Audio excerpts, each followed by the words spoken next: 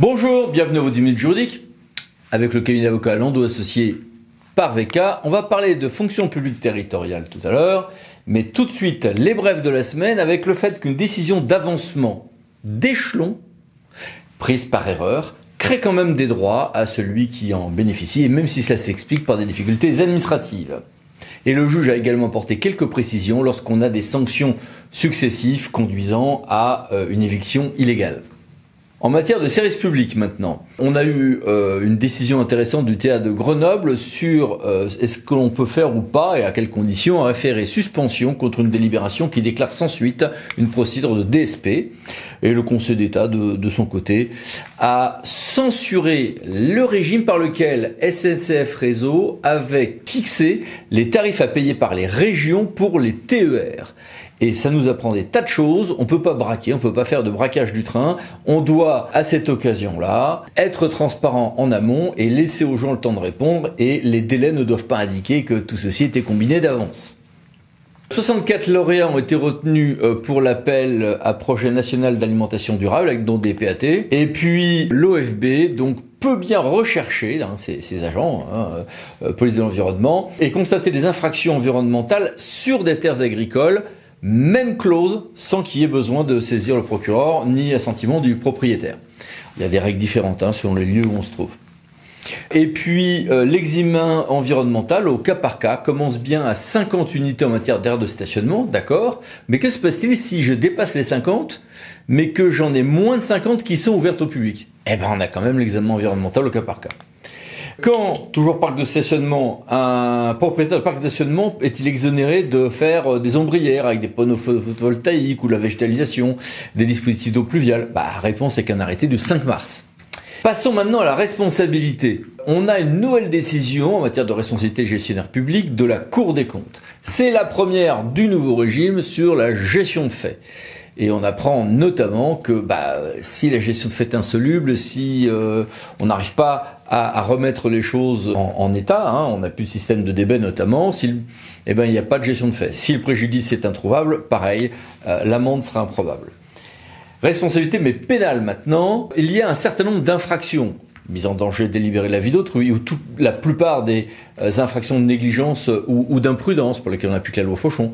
Eh bien, il y a un certain nombre de cas où on se réfère à la notion de loi ou règlement prévoyant une obligation particulière de prudence ou de sécurité. Eh bien, cette notion-là, qui se retrouve donc dans pas mal de régimes de responsabilité, vient d'être précisée, affinée par la Cour de cassation criminelle 5 mars. En l'espèce, dans le cas de la responsabilité des préfets pour des étrangers malades à qui se voit délivrer une OQTF. Passons maintenant aux actes. C'est le cas de le dire. Pas de normes obligatoires sans diffusion publique gratuite, nous dit la CJUE. En France, avec les normes AFNOR, ça fait quelques années, 2009 qu'on est passé à cette règle.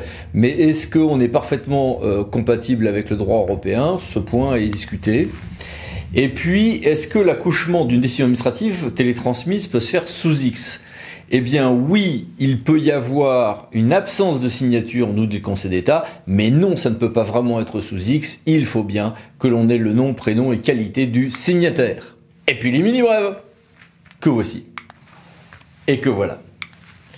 Passons maintenant à notre grand dossier, 40 ans de la FPT et interview du président Deluga du CNFPT au moment où il annonçait son départ.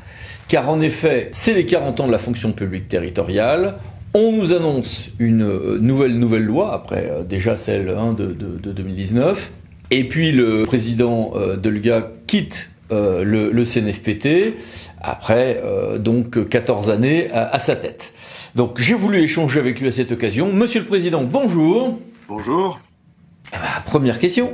On a donc fêté les 40 ans d'un statut à peu près standardisé entre fonction publique et 40 ans du régime de la FPT. Quels sont vos sentiments à ce sujet ? D'abord, je dois dire que j'ai une certaine émotion à avoir fêté ces 40 ans, parce qu'il y a 40 ans, en 1984, lorsque la loi a été votée, j'étais assistant parlementaire et j'ai participé à la préparation des interventions à l'Assemblée sur ce texte. Et donc, j'y ai un attachement particulier. Mais surtout, ce qui compte aujourd'hui, c'est de voir la réussite de ce statut. C'est de voir que les collectivités territoriales sont des collectivités qui sont aujourd'hui d'une très grande efficacité. Et elles le sont grâce à leurs agents territoriaux. Et il n'y a pas de hasard. Si les maires sont les élus les plus plébiscités, c'est parce qu'ils ont une fonction publique territoriale qui travaille, qui est réactive, qui répond aux besoins des citoyens. Et le CNFPT a un rôle majeur là-dedans, puisque il est celui qui a accompagné, fait progresser et fait qu'aujourd'hui, il y a une fonction publique locale de très haut niveau. Pour moi, si vous voulez, la fonction publique territoriale et le CNFPT, c'est intrinsèquement lié. Il ne peut pas y avoir de fonction publique de haut niveau s'il n'y a pas une formation extrêmement importante qui est apportée au quotidien, y compris en termes d'ascenseur social. Question suivante. Quel bilan à cette aune tiré de ces dernières années pour le CNFPT et quelles perspectives brosser pour l'avenir au moment où vous avez annoncé votre départ et quelles relations accessoirement avec les centres de gestion? Alors, le CNFPT a considérablement évolué depuis ces 15 dernières années.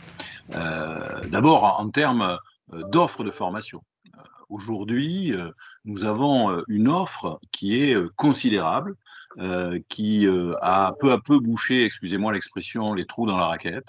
Et puis, nous avons une territorialisation de notre action. Être au plus près des agents et des collectivités, puisque nous avons aujourd'hui des antennes dans tous les départements, ce qui n'était pas le cas, et qui permet de démultiplier l'action, l'accueil des stagiaires, et en particulier des stagiaires de catégorie C, qui font 76% de la territoriale, mais qui ne représentaient que 40% des stagiaires. Aujourd'hui, sont plutôt à 60-65%. Donc, nous avons rééquilibré les choses. Et puis surtout, nous sommes passés de 600 000 stagiaires à 1 100 000, autour d'1 100 000 en 2023. En 15 ans. Ça veut dire qu'il y a plus d'un fonctionnaire territorial sur deux qui vient au CNFPT chaque année. Donc nous sommes, d'une certaine façon, la structure de formation la plus importante, formation professionnelle la plus importante de notre pays. Ça, c'est vraiment un sujet qui est majeur pour moi, parce que ça permet d'abord d'assurer l'égalité d'accès à la formation de tous les agents territoriaux et de toutes les collectivités, et puis ça permet aussi d'avoir un niveau de formation et une équité dans la formation sur tout le territoire. Que vous soyez catégorie C, catégorie A, que vous soyez dans une petite, une grande collectivité, au bord de la mer, en montagne, dans une grande agglomération, vous avez le même accès et la collectivité a un service qui est de même niveau sur tout le territoire. Et ça, c'est la progression fondamentale de l'établissement. Et puis, des relations avec nos partenaires qui se sont développées de manière extrêmement importante. Nous avons des conventions avec les associations d'élus, la MF, l'ADF, la DCF, Région de France, toutes les grandes structures d'élus, la MRF, toutes les grandes structures d'élus sont nos partenaires. Nous avons aussi une convention avec la FNCDG, la Fédération des centres de gestion. Nous avons réussi, au travers de ces 15 années, à trouver une relation apaisée. Quand j'ai été élu, c'était compliqué. Les concours venaient d'être transférés au centre de gestion par la loi de 2007 et il y avait, on peut le dire, une certaine tension. Je crois qu'aujourd'hui, tout cela est derrière nous. Il y a d'excellentes relations et une convention avec la Fédération nationale. Par exemple, nous travaillons sur le terrain avec les CDG sur la formation des secrétaires de mairie, qui est un travail extrêmement important.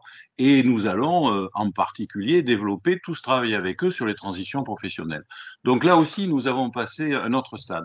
Et pour l'avenir, c'est extrêmement important parce que le CNFPT ne doit pas se fossiliser. Il doit évoluer en permanence, comme la fonction publique territoriale d'ailleurs. Moi, je suis extrêmement attaché au statut. Je pense que le statut est une garantie à la fois pour les agents, à la fois pour les élus, et une garantie de qualité du service public pour la République. Et puis également, il y a la nécessité de le faire évoluer parce que la société évolue. En ne touchant pas aux fondamentaux, c'est ce qui s'est passé ces dernières années, pas toujours de manière heureuse avec la loi de 2019, mais je pense que nous pouvons continuer à la faire progresser. Il n'y a d'ailleurs pas besoin d'une loi. Je pense qu'un certain nombre de décrets permettraient de le faire. Et puis, le CNFPT, ça doit être à l'avenir la maison des territoriaux, c'est-à-dire le lieu où collectivités, agents savent qu'ils sont chez eux et que là, on peut venir travailler, y compris réfléchir. C'est pour ça que nous allons ouvrir des points sur tous les territoires où il y a des points d'accueil dans le milieu rural, des maisons locales des collectivités, de façon à continuer à être dans cette proximité. Voilà, moi je crois que le CNFPT aujourd'hui est complètement incontournable. Et d'ailleurs, souvent, quand on ne sait pas comment régler un problème, on dit ben, on va le confier au CNFPT. Je pense à l'apprentissage en particulier. Mais il y a eu d'autres sujets sur lesquels nous sommes aujourd'hui en position de prendre en main un certain nombre de compétences. Voilà, donc le CNFPT, c'est devenu la structure incontournable, inséparable de la décentralisation, intrinsèquement liée à la décentralisation, et c'est le service public du service public. Allez, un petit mot que vous souhaiteriez faire passer au ministre Guérini à la veille de cette possible future loi? Alors, sur le texte, qui d'abord nous avait été annoncé comme ne devant pas exister, puisque en janvier 2023, le ministre nous avait indiqué qu'il n'y avait pas besoin de loi pour faire évoluer les choses. Et je suis d'accord avec cette position. Et puis, à l'automne, en septembre, on nous a annoncé une loi, un texte qui devait être présenté en fin d'année, puis en janvier, puis aujourd'hui, au deuxième semestre 2024, on verra ce qu'il en est. Pour ma part, je considère que les évolutions dont nous avons besoin dans la territoriale sont de l'ordre du décret. Et que la loi n'a pas forcément à intervenir dans ce champ-là, sauf à vouloir changer fondamentalement le statut. Et sur les points que j'ai pu entendre, même si nous savons très très peu de choses sur le contenu de ce texte qui ne nous a pas été donné encore, je pense que nous l'aurons dans les semaines qui viennent.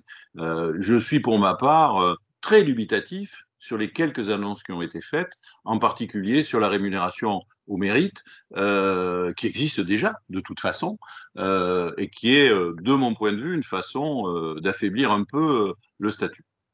En cette même lancée, doit-on rester ferme sur un strict principe de parité entre fonctions publiques, ou au contraire, la FPT doit-elle s'autonomiser?